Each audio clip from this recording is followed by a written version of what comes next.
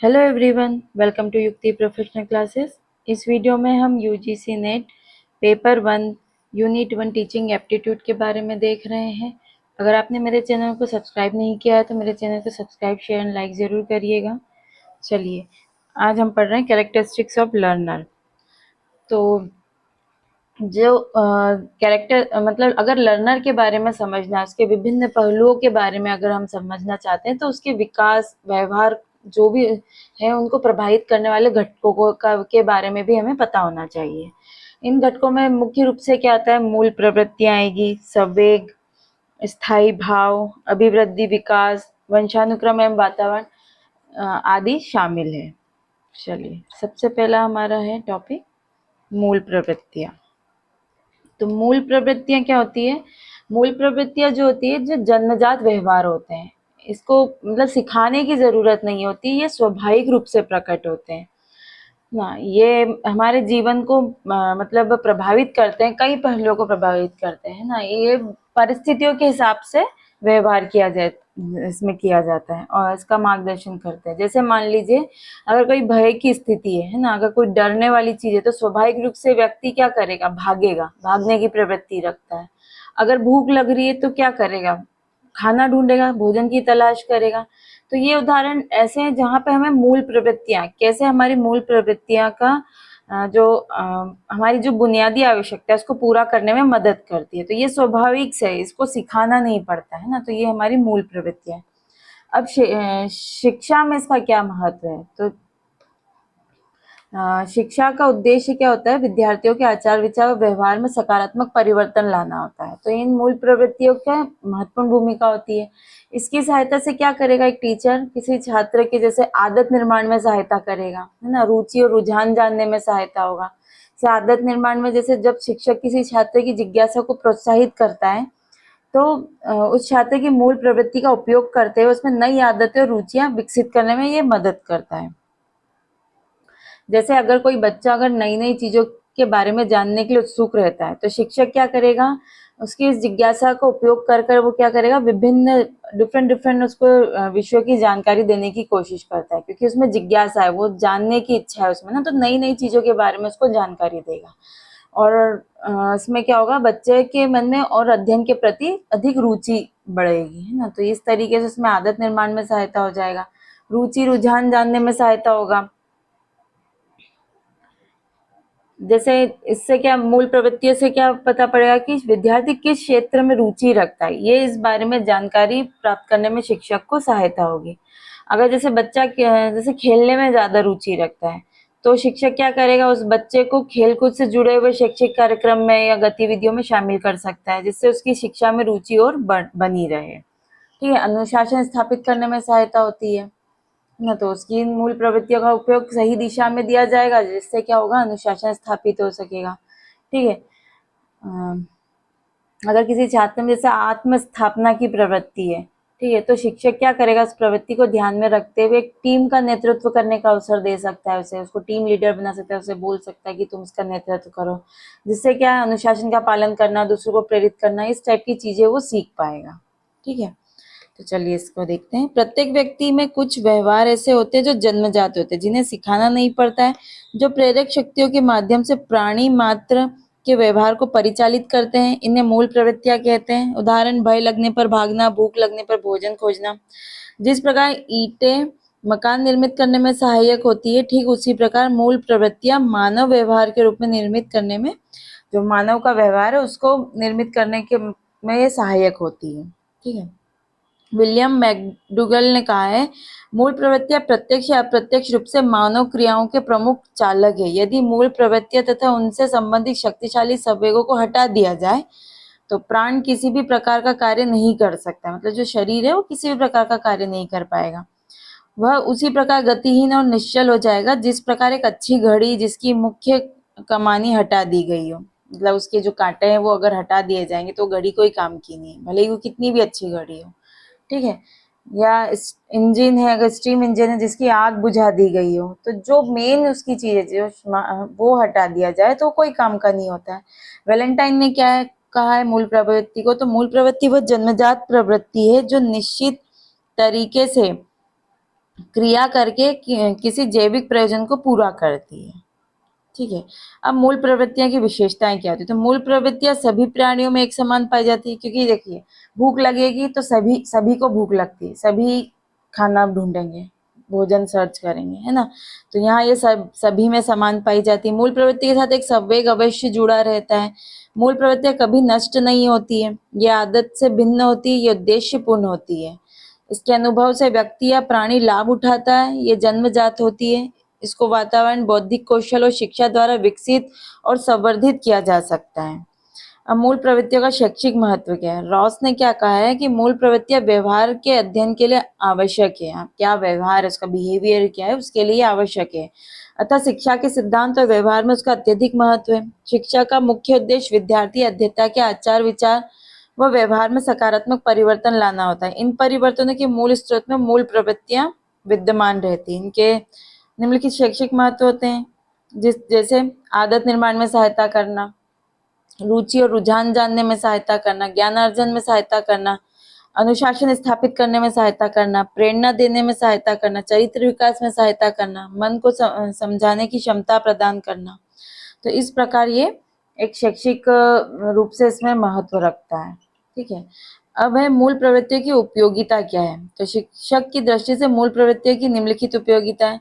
जैसे जिज्ञासा, तो एक शिक्षक क्या करेगा कि विद्यार्थियों की जिज्ञासा को प्रोत्साहित करने के लिए नई नई चीजों के बारे में जानने के लिए प्रेरित कर सकता है, ताकि उनमें मतलब ये मूल प्रवृत्ति की उपयोगिता है क्या, उसकी जिज्ञासा को आधार बनाकर उसमें नई नई चीजों को समझाया जाएगा। ठीक है।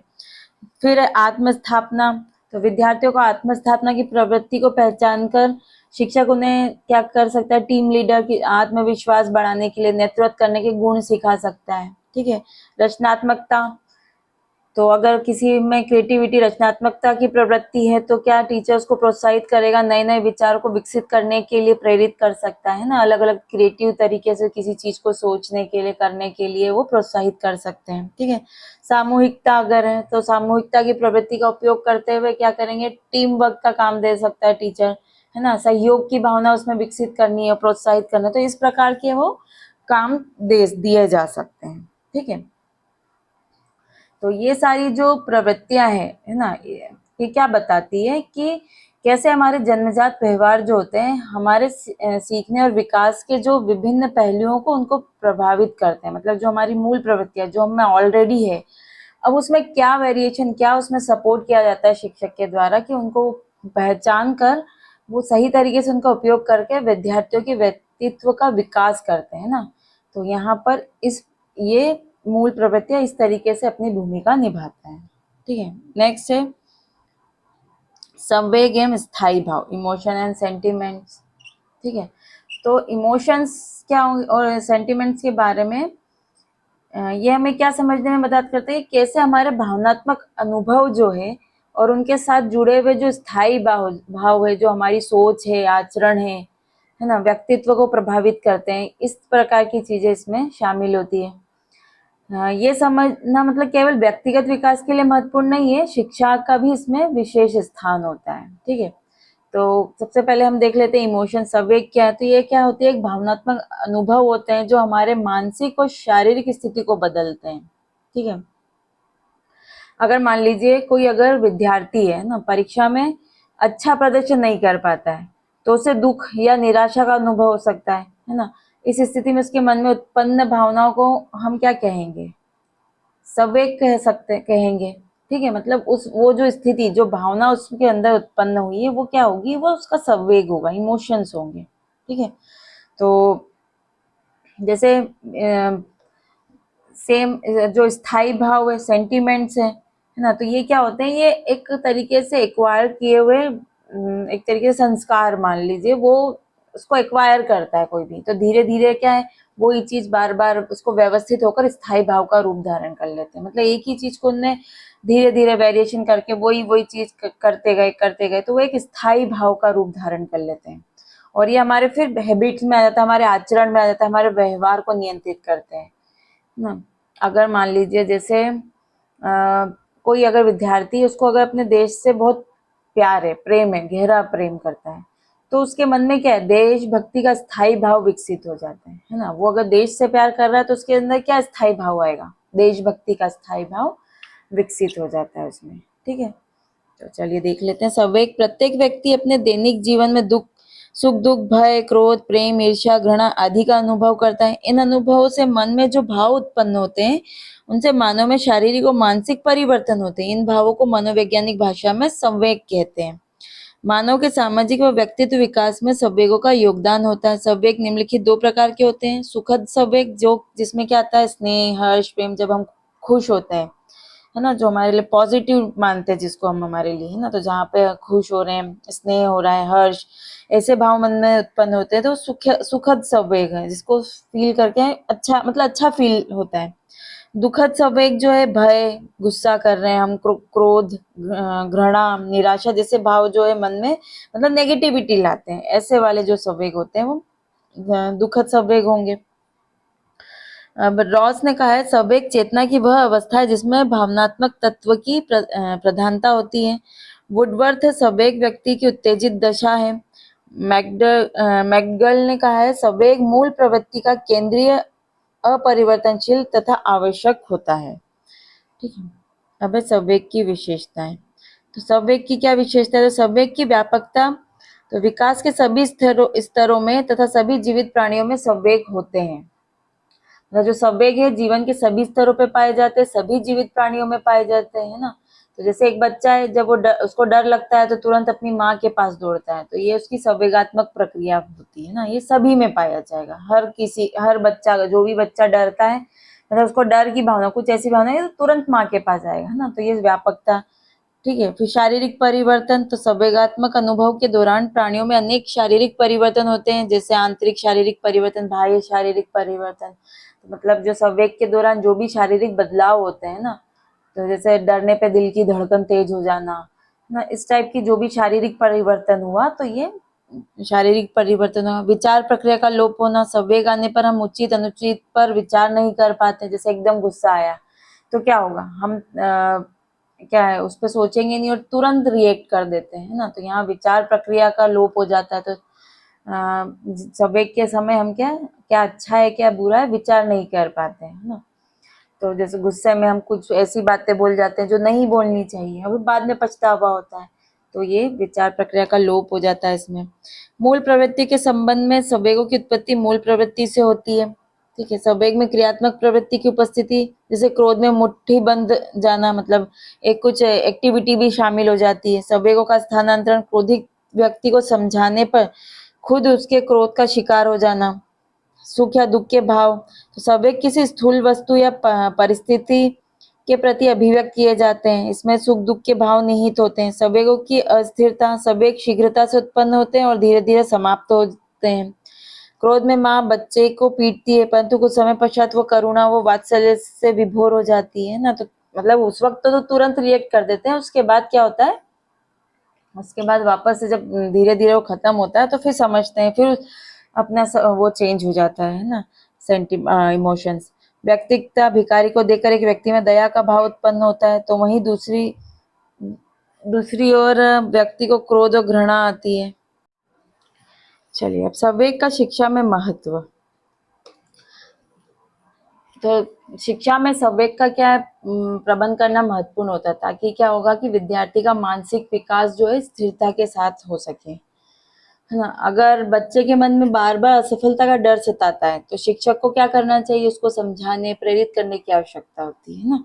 तो यहाँ पे इस तरीके से इसका शिक्षा में महत्व है। तो अधिगम की प्रक्रियाओं का संबंध सीधे संवेगों से होता है। शिक्षण कार्य सफल माना जाता है यदि विद्यार्थियों का बौद्धिक विकास संवेगात्मक रूप से विचलित हुए बगैर हो। शिक्षक द्वारा विद्यार्थियों में संवेगों के प्रशिक्षण के अंतर्गत ज्ञानात्मक, भावनात्मक और क्रियात्मक पहलुओं को सम्मिलित किया जाना चाहिए। संयुक्त राष्ट्र शैक्षिक, वैज्ञानिक और सांस्कृतिक संगठन यूनेस्को की रिपोर्ट 1955 के अनुसार, learning is the strict education sense will not proceed satisfactory if the child's life is disturbed। Learning जो है वो मतलब प्रॉपर नहीं मानी जाएगी, वो कोई काम की नहीं होगी, कोई उससे संतुष्ट नहीं होगा अगर चाइल्ड की, मतलब जो बच्चा है उसकी लाइफ अगर डिस्टर्ब रहती है तो वो कोई मायने नहीं रहती वो लर्निंग। ठीक है, अब है स्थायी भाव। तो स्थायी भाव एक अर्जित संस्कार है। अर्जित संस्कार धीरे धीरे व्यवस्थित होकर स्थायी भाव का रूप धारण कर लेते हैं। फलस्वरूप आचरण व व्यवहार नियंत्रित होने लगते हैं। उदाहरण, माता अपने बच्चों के प्रति वात्सल्य, करुणा, दया, आनंद आदि संवेगों का अनुभव करती। इसी के कारण माता में बच्चों के प्रति प्रेम का स्थायी भाव उत्पन्न हो जाता है। रॉस बोलते हैं, स्थायी भाव मानसिक ढांचे में अर्जित संस्कारों का एक संगठन है। शेड ने कहा, स्थायी भाव संवेगात्मक प्रवृत्तियों की वह संगठित व्यवस्था है जो किसी वस्तु के चारों ओर केंद्रित हो जाती है। अब स्थायी भाव के प्रकार क्या होते हैं?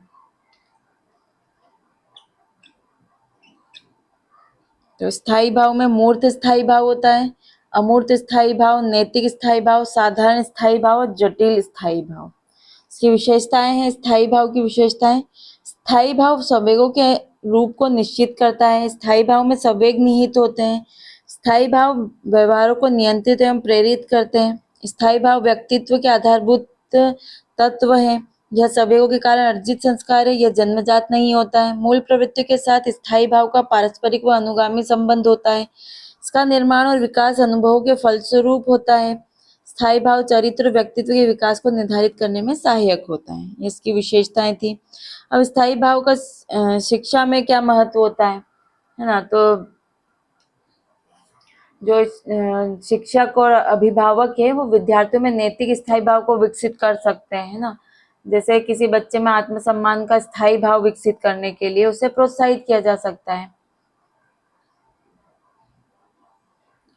तो शिक्षक, इसके महत्व, शिक्षक और अभिभावक स्थायी भाव को विकसित करके विद्यार्थियों के नैतिक विकास में सहायता कर सकते हैं। शिक्षक द्वारा आत्मसम्मान के स्थायी भाव को विकसित किया जाना चाहिए। यह स्थायी भाव किसी भी विद्यार्थी या बच्चे के चरित्र निर्माण के लिए आवश्यक है। देश के महापुरुषों के जीवन चरित्र, देश का इतिहास और साहित्य का अध्ययन कराना चाहिए। इसके द्वारा विद्यार्थियों में देश प्रेम का स्थायी भाव उत्पन्न होता है। इसके द्वारा अच्छी आदतों का निर्माण होता है, जिनसे अनुशासन, आचार विचार एवं व्यवहार को संतुलन बनाने में सहायता मिलती है ना। जैसे मान लीजिए अगर किसी स्टूडेंट को बार बार जैसे फेल हो रहा है और उसके मन में फिर डर भी हो जाता है कि मैं फेल हो जाता हूँ, मैं तो फेल हो जाता हूँ। उसके मन में क्या आएगा? निराशा आएगी। तो ये क्या हुआ? एक संवेग उत्पन्न हो गया, है ना। अगर इस निराशा को समय पर समाधान नहीं किया जाता है तो ये एक स्थायी भाव में परिवर्तित हो सकता है, जिससे क्या होगा? उसका जो आत्मविश्वास है ना, उसकी जो सीखने की क्षमता है वो प्रभावित हो सकती है। अब अगर टीचर क्या करे, अगर वो विद्यार्थी अगर निराश है ना, तो उसको अगर सकारात्मकता में बदलने के लिए प्रयास कर सकता है टीचर, उसको प्रेरित करे, है ना, उसको मोटिवेट करे, है ना, कि ऐसा नहीं हो सकता, उसको थोड़े पॉजिटिव मोटिवेशन दिया जाए, तो उसमें आत्मसम्मान का स्थायी भाव विकसित हो सकता है। जब वो पॉजिटिव चीजें सीखेगा, अपने बारे में पॉजिटिव सुनेगा, है ना, पॉजिटिव चीजें सीखेगा, तो आत्मसम्मान का स्थायी भाव विकसित हो सकता है, जिससे उसकी सफलता की संभावना बढ़ जाती है ना। तो इस प्रकार क्या होता है कि जो संवेग और स्थायी भाव है वो शिक्षा में बहुत जरूरी है, जिससे क्या आएगा कि बच्चों के मानसिक और नैतिक विकास को सही दिशा मिल पाए। ठीक है। अब स्थायी भाव और संवेग में अंतर देख लेते हैं। तो स्थायी भाव क्या एक मानसिक संरचना है और एक प्रकार का स्थायी संस्कार है। मानसिक संगठन का एक अंग है ना, और स्नायु विन्यासों की एक संगठित अवस्था है। वहीं संवेग जो है मानसिक क्रिया है जो कि अस्थायी प्रकृति की होती है। इसकी अनुभूति कुछ समय के लिए होती है। संवेग अनुभव का तत्व है या कार्य करने की एक प्रणाली है।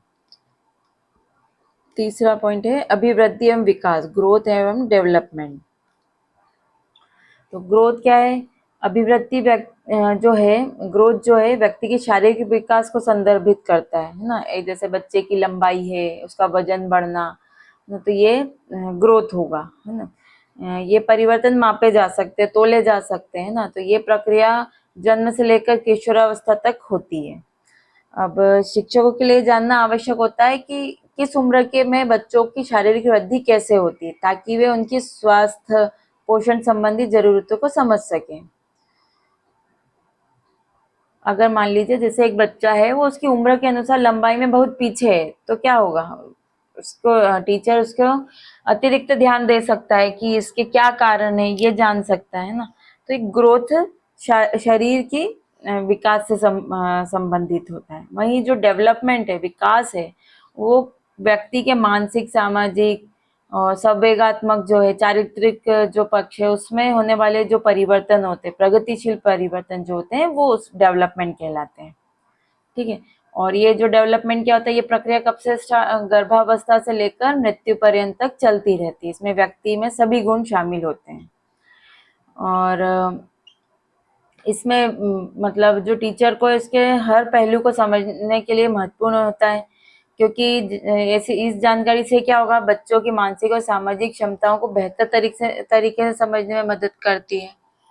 अगर कोई बच्चा सामाजिक रूप से पिछड़ा होता है तो शिक्षक उसे अधिक सामाजिक गतिविधियों में भाग लेने के लिए प्रोत्साहित कर सकता है। मतलब ग्रुप में नहीं आता है, अलग बैठा है ना, तो उसको क्या बोलेगा, सोशल एक्टिविटीज में ज्यादा से ज्यादा पार्टिसिपेट करने के लिए प्रेरित कर सकता है। ठीक है। तो अभिवृद्धि किसी भी व्यक्ति में होने वाली स्वाभाविक विकास को अभिवृद्धि कहते हैं। अभिवृद्धि में व्यक्ति केवल एक पक्ष अर्थात उसके बाहरी शारीरिक पक्ष को शामिल किया जाता है। व्यक्ति के बाहरी शारीरिक पक्ष में होने वाले सभी सकारात्मक परिवर्तन जिन्हें हम देख सकते हैं, साथ ही माप सकते हैं, तोल सकते हैं, उन्हें अभिवृद्धि कहते हैं। ठीक है। जो बालक है उसकी लंबाई का बढ़ना, वजन का बढ़ना, अभिवृद्धि का प्रारंभ जन्म से लेकर किशोरावस्था तक हो सकता है। डेवलपमेंट में किसी भी व्यक्ति के शारीरिक व मानसिक पक्ष में जो प्रगतिशील परिवर्तन होता है उसे विकास कहते हैं। विकास मुख्यतः व्यक्ति को परिपक्वता व अधिगम पर निर्भर करता है। विकास का संबंध व्यक्ति के गुणों में होता है। विकास की प्रक्रिया में व्यक्ति के सभी पक्षों, चाहे वे आंतरिक या बाह्य को शामिल किया जाता है, बाह्य को। विकास की प्रक्रिया में एक महत्वपूर्ण तथ्य यह भी है कि व्यक्ति का एक पक्ष सदैव ही दूसरे पक्ष का सहयोग करता है। विकास एक निरंतर चलने वाली प्रक्रिया है जो व्यक्ति के गर्भावस्था से मृत्यु पर्यंत तक चलती रहती है। हरलॉक ने कहा है, विकास के परिणाम स्वरूप व्यक्ति में नवीन विशेषता और नवीन योग्यताएं प्रकट होती है। अब विकास के पक्ष क्या क्या है ना, डेवलपमेंट। तो शिक्षा के दृष्टिकोण से किसी भी व्यक्ति के विकास में निम्नलिखित 5 पक्षों का अत्यधिक महत्व होता है, क्योंकि अध्ययता की विकास प्रक्रिया में प्रत्येक पक्ष दूसरे पक्षों की सहायता करता है। पहला है शारीरिक विकास, मानसिक विकास, सामाजिक विकास, संवेगात्मक विकास और चारित्रिक विकास। अब विकास की अवस्थाएं, तो डॉक्टर अर्नेस्ट जोन्स ने और रॉस ने और हॉर्लक आदि ने मनोवैज्ञानिकों ने विकास की अवस्थाओं को बताया है, विभाजित किया है। किसी भी मानव का विकास 4 अवस्थाओं के अंतर्गत ही पूर्ण होता है। ठीक है। जैसे सबसे पहले होता है शैशव है ना, तो जन्म से 5 वर्ष तक का होता है। इसमें बालक आयु वर्ग समान है, बालिका का भी वही है और आदर्श अवस्था होती है। ठीक है। अब बाल्यावस्था, चाइल्डहुड जो होता है ना, तो इसमें जो आयु वर्ग किस 6 से 12 साल तक के जो आते हैं चाइल्डहुड में आते हैं, बाल्यावस्था में आते हैं। सेम जो लड़के हैं, बालक के लिए भी 6 से 12 वर्ष है, लेकिन बालिका के लिए 6 से 10 वर्ष तक के लिए बाल्यावस्था होती है। यहाँ अनोखा काल कहा जाता है अधिगम अवस्था के लिए। फिर किशोरावस्था, तो यहाँ पे 12 से 18 साल तक में किशोरावस्था होता है। इसकी आयु वर्ग है। बालकों के लिए, लड़कों के लिए 13 से 18 वर्ष है और बालिका के लिए 11 से 17 वर्ष तक के लिए। और ये जो अधिगम अवस्था होती है कठिन काल के लिए होता है। और फिर प्रौढ़ावस्था जो होगा वो 18 वर्ष के बाद का होता है। अब इसमें विभिन्न अवस्थाओं में शिक्षा का स्वरूप कैसा होता है, तो जब शैशव काल होता है तो सबसे पहले पालन पोषण होता है, स्नेहपूर्ण व्यवहार होता है उनके साथ, जिज्ञासा की संतुष्टि, क्रिया तथा खेल द्वारा शिक्षा, आत्म अभिव्यक्ति के लिए अवसर मिलते हैं, पाठ्यक्रम का रुचिकर होना, नैतिक तथा चारित्रिक विकास के लिए शिक्षा, सामाजिक भावना का विकास हो, ये सब घर में रह के ये सब चीजें सीखी जाती है। भय तथा दंड से दूर रखना ना, ये चीजें डराया जाता है, दंड से मतलब डराने से वो दूर रखा जाता है, दंड नहीं दिया जाता, स्वच्छ वातावरण में रखा जाता है, मूल प्रवृत्तियों को प्रोत्साहन किया जाता है, आत्म प्रदर्शन के लिए अवसर दिए जाते हैं, कर्मेंद्रियों और ज्ञानेंद्रियों का प्रशिक्षण होता है, शिक्षा में संगीत का स्थान, शिक्षण विधि क्रियात्मक हो, अच्छी आदतों के निर्णय के लिए अवसर होते हैं, संवेगात्मक सुरक्षा होती है। बाल्यावस्था में शिक्षा का स्वरूप कैसा होता है, शारीरिक विकास होता है, यहाँ पर इस पर ध्यान दिया जाता है ना, भाषा विकास पर ध्यान दिया जाता है, शिक्षण विधि रुचिकर होती है, जिज्ञासा प्रवृत्ति को प्रोत्साहन किया जाता है, मानसिक स्तर व वातावरण का ध्यान दिया जाता है, संचय की प्रवृत्ति की संतुष्टि होती है, सामाजिक गुणों का विकास होता है, बाल मनोवैज्ञानिक होता है, यहाँ पाठ्यक्रम, खेल तथा क्रिया द्वारा शिक्षा होती है, संवेगात्मक विकास पर ध्यान दिया जाता है, संरचनात्मक प्रवृत्ति के विकास पर ध्यान दिया जाता है। नैतिक शिक्षा और सह पाठ्यक्रम क्रियाओं की व्यवस्था की जाती है। किशोरावस्था में शारीरिक विकास के लिए शिक्षा दी जाती है, मानसिक विकास के लिए शिक्षा दी जाएगी, संवेगात्मक विकास के लिए, सामाजिक विकास के लिए, धार्मिक और नैतिक शिक्षा के लिए व्यक्तिगत विभिन्नता के अनुसार शिक्षा दी जाती है। उपयुक्त शिक्षण विधि का प्रयोग किया जाता है। यौन शिक्षा की आवश्यकता होती है और सहानुभूति विकास जो व्यवहार किया जाता है। अब है विभिन्न अवस्थाओं की जो विशेषताएं वो क्या होती है। तो शैशव काल में क्या होगी, शारीरिक विकास में तीव्रता होती है, अपरिपक्वता होती है इस स्टेज पे, सीखने की प्रक्रिया में तीव्रता होती है, बच्चे बहुत जल्दी सीखते हैं कोई भी चीज, अनुकरण द्वारा सीखने की प्रवृत्ति होती है, मतलब कोई जो जैसा कर रहा है उसको देख देख के सीखता है। नैतिक भावना का अभाव होता है यहाँ, प्रत्यक्ष अनुभव द्वारा सीखना, आत्म प्रेम की भावना, अकेले और साथ खेलने की प्रवृत्ति विकसित होती है। यहाँ मूल प्रवृत्त्यात्मक व्यवहार होता है, सामाजिक भावना का विकास होता है, काम प्रवृत्ति का प्रबल होना, यहाँ ये जो है फ्रायड ने कहा है, और पर निर्भरता होती है। अब बाल्यावस्था में शारीरिक और मानसिकता में स्थिरता होती है, रचनात्मक कार्यों में रुचि होती है, जिज्ञासा की प्रबलता होती है। ये मतलब विशेषता बता रहे हैं कि चाइल्डहुड में क्या जो लर्निंग का जो स्टेज होता है क्या विशेषता होती है इस दौरान। तो मानसिक योग्यता में वृद्धि होती है, सामूहिक खेलों के विशेष रुचि होती है, बहिर्मुखी प्रवृत्ति का विकास होता है, सामाजिक प्रवृत्ति की प्रबलता, सामाजिक एवं नैतिक विकास, सुषुप्त काम प्रवृत्ति, आत्मनिर्भरता की भावना, संग्रह प्रवृत्ति का विकास होता है।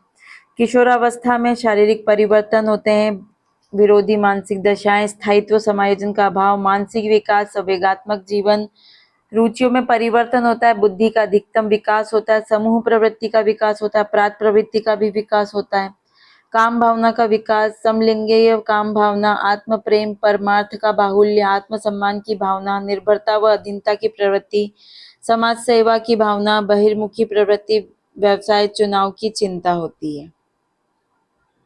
अब अभिवृद्धि और विकास के जो सिद्धांत है किस किसने क्या दिया, तो मतलब कौन कौन से सिद्धांत ग्रोथ और डेवलपमेंट के हैं वो बताएं।